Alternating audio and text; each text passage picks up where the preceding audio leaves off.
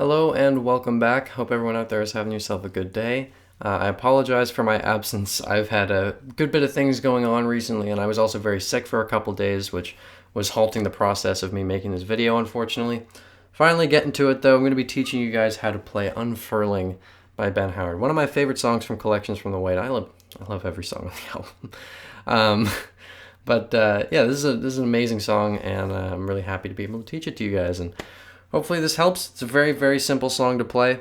I'm just going to get right into it with the tuning. The tuning is actually, at least the way that I've worked it out, is very similar to Ben Howard's old standard tuning, which was CGC, GGC. This is almost identical. This is tuned to D sharp, G, C, G, G, C. So I'm just going to ring all my strings out so you guys can tune to my guitar if you don't have a tuner, or if you're not proficient in tuning by ear yet. All right.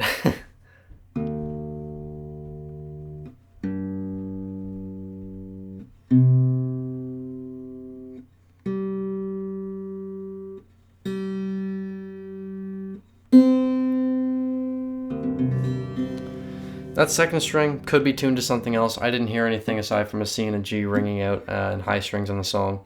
But I mainly play it like this because it's so similar to Ben Howard's older standard tuning, so when I'm playing his songs, it's just easy to switch between that tuning and this one because it's just one string. So let's get right into it. Now, we're going to start out with the first chord. So what fingers you use for this, by the way, is actually fairly important because the transitions, which fingers you use makes the transitions a lot simpler. So, middle finger on the 5th fret of the 6th string, index finger on the 4th fret of the 5th string. That's our first chord.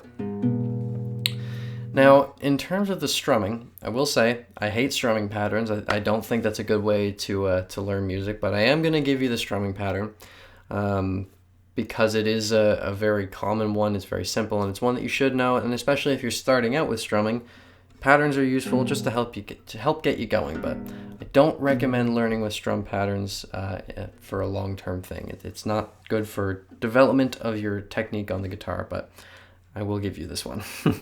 So the pattern for this one here is, again, a very common one, where it's people just call this down, down, up, and it sounds.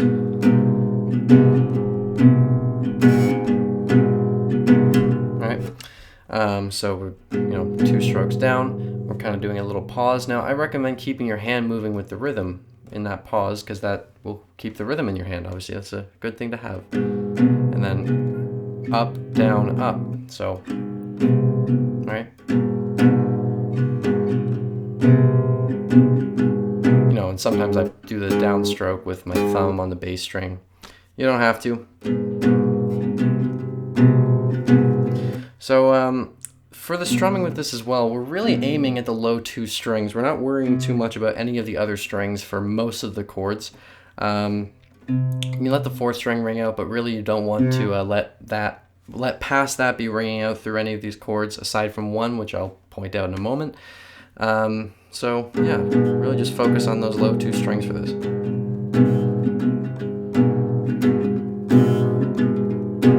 So the second chord, leave your middle finger where it is, move your pinky up to the 7th fret of the 5th string.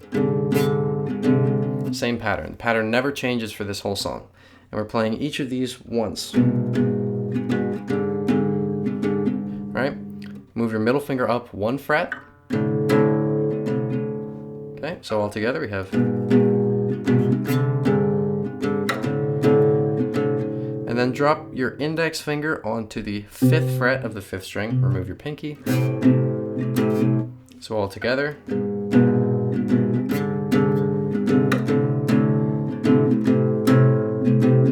Move this whole shape up 2 frets. So we have our middle finger on the 8th fret of the 6th string and our index on the 7th fret of the 5th string. And this is the same movement we did back down here. Move your pinky up to the 10th fret of the 5th string, leave your middle where it is. All right, so all together.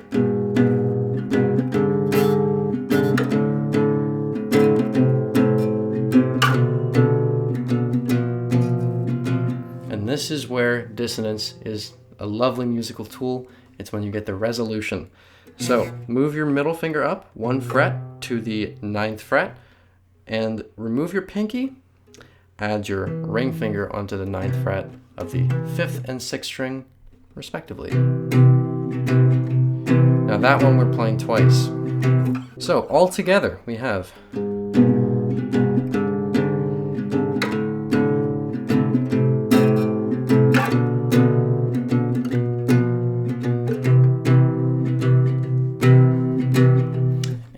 we just have one other section to learn really, and then it's just kind of changing up a bit of the chords for certain sections. So we're playing this twice, and when he says my bracken hatchling, that's when we're moving on to the next set of chords here.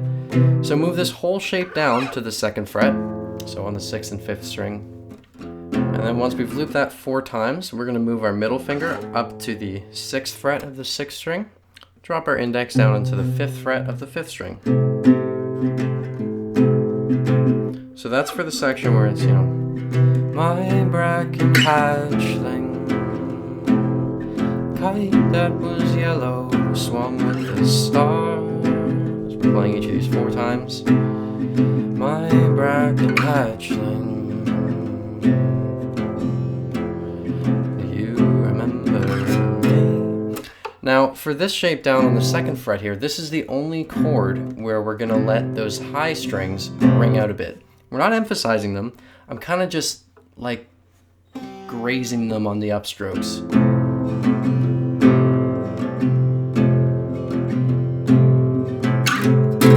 And then back to those low strings being the only thing ringing out.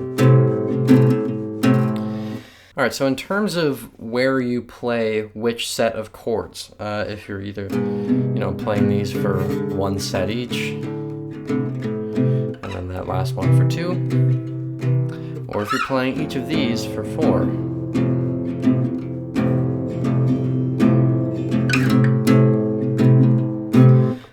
Obviously for the opening, we're playing that set of really dissonant chords. I'll call that the dissonant set, and then I'll call this one the resolved set, I guess, would be the way that I'll word this. So the dissonant set is played for the opening of it. Then we switch to the resolved set for, my bracken hatchling, kite that was yellow, swung with the stars. My bracken hatchling,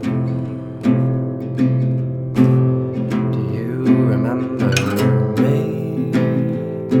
And then for the I picture you suffocating part, we're back down into the dissonant set. I picture you suffocating in life's tulip polytunnel. Right, so we're doing this that whole time. Waterlogged, eroded. We're about to switch back to the resolve set. And the countryside turns in on itself. So we're in that. And then once this is all done,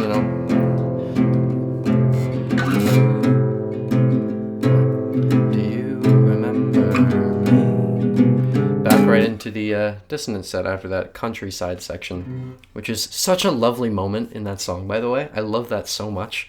The way the strings come in and everything, and we get that resolved set. It sounds so good. It sounds so good, man. Now, I think the rest of it, we're going right back into the next chorus where we're using it again. So like, you done alright for yourself. Now we have an actual variation here, which is why I've been working up to it and singing it, so I actually keep that in my head so I don't forget to tell you about it. So I'll play the variation for you. Now, I actually didn't play this in my cover. I just played it the way I played the rest of the song. But what I think is happening here, I'll show you. So, you done alright for yourself. Swung out, stuck in the gap. Waste-eyed charcoal shark song to the bar. Somehow ours. So So you'll notice when I came up here, instead of playing this twice and then moving down to that first chord in the result set, what I was doing is I'm going down, we're playing it once, and then I'm using my index for it, but the way we played the shape for it, because we've already played it, is with the ring on the 5th fret of the 6th string and the pinky on the 7th fret of the 5th string. Did I say that right? I think so. So we play this once. And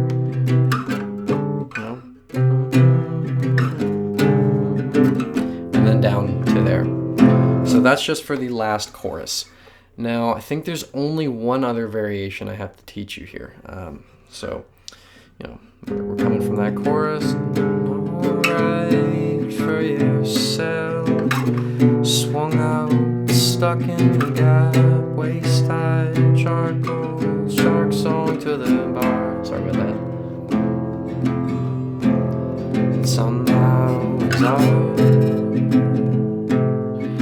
Right back into the dissonant set for my bracken hatchling.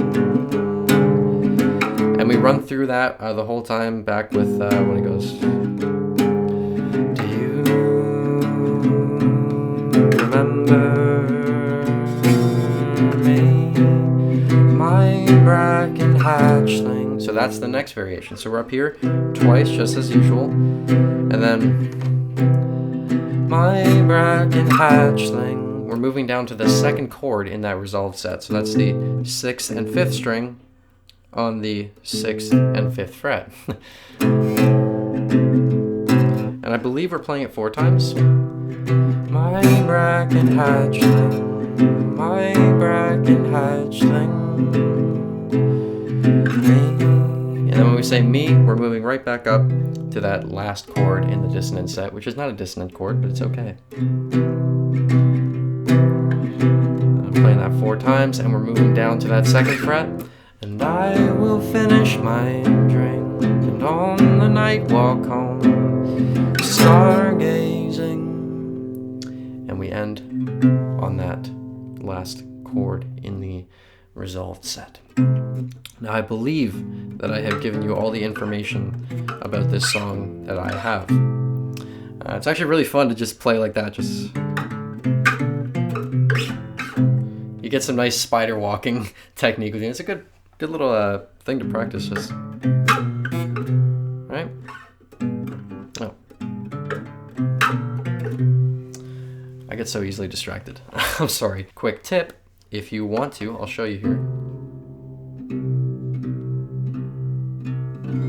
So that's his old standard tuning, relatively. If you want to get up to this one, on that low string, just hit the 3rd fret and then go to that note.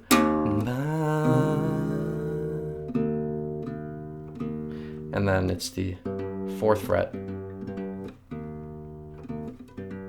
is the doubled right there for you. So that's how you can get to it really quickly if you're already in Ben Howard standard tuning.